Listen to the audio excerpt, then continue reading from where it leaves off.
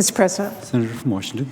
Thank you, Mr. President. I come to the floor today to urge my colleagues to vote no on the nomination of Scott Pruitt to lead the Environmental Protection Agency, a nomination that marks yet another broken promise from the new president to put the needs of American families first over the wishes of big corporations and special interests. And just like we have seen with Betsy DeVos at the Department of Education or Steve Mnuchin at Treasury, we have yet another Trump nominee whose record demonstrates a direct conflict with the mission of the agency they wish to lead. On the EPA's website, that mission is pretty clear: to protect human health and the environment. And EPA achieves that by enforcing regulations based on laws passed by Congress. So, Mr. President, I will be voting no on this nomination, and I want to make 2 points. Why Mr. Pruitt heading up the EPA would be wrong for our country, and why it would be wrong for the families I represent in Washington State. It starts with his record and clear conflicts of interest. During Mr. Pruitt's term as the Attorney General for Oklahoma, he filed no less than 19 cases to overturn environmental regulations, including one to topple the EPA's Clean Power Plan. These regulations specifically seek to protect public health by reducing harmful air and water pollution, and are projected to save tens of thousands of lives each year. Now, as if that wasn't bad enough, that Mr. Pruitt spent so much time filing lawsuits in court and fighting policies designed to protect the health of the environment as well as people, it's pretty shocking that at the same time, he was collecting millions of dollars from the very industries he would regulate if he's confirmed.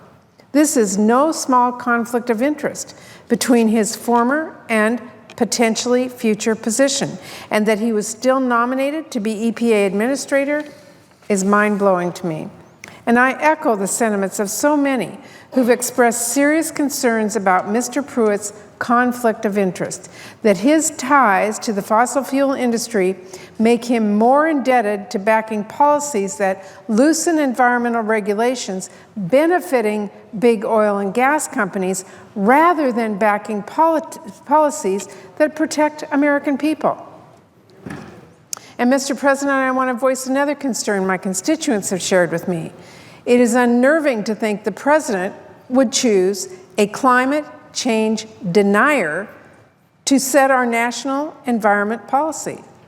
I don't see how someone who's openly denied the existence of climate change, with the devastating effects of what we're already beginning to see in Washington State and around the country that will effectively protect human health or the environment.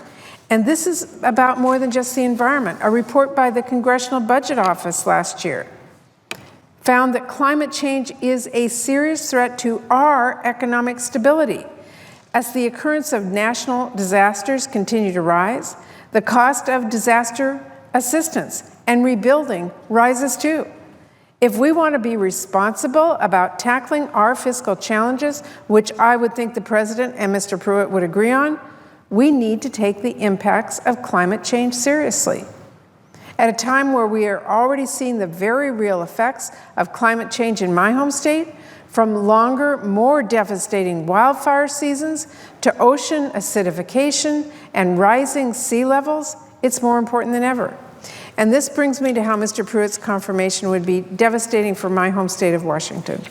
As someone personally who spends a great deal of time fishing and hiking in my home state of Washington, I am committed to conservation and preservation efforts so that generations to come can appreciate the high quality of life that we enjoy and experience the splendor of America's natural spaces.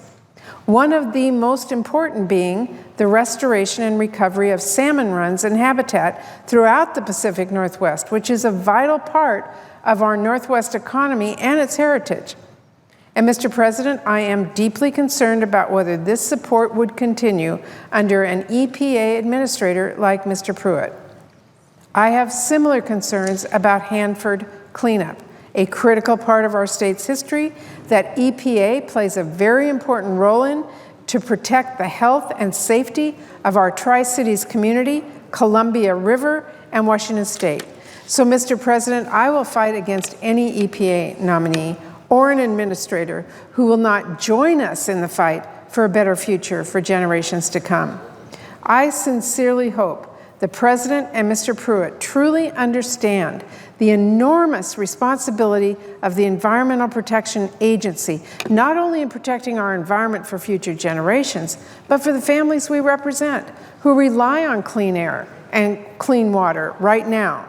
So for the sake of our children and grandchildren, we need to act now to avoid lasting, irreversible damage for our health, for our environment, for our economy, and our country's future. And I am not confident in putting that future into Scott Pruitt's hand.